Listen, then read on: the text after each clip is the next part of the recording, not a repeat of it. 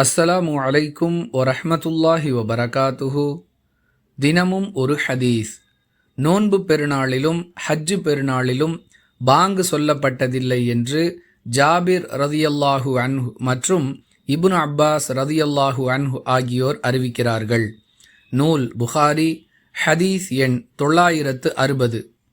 அன்பிற்குரிய அல்லாஹுவின் நல்லடியார்களே, கடமையான ஒவ்வொரு தொழுகைக்கும் பாங்கு சொல்லப்படுவதை நாம் அறிந்து வைத்திருக்கிறோம்.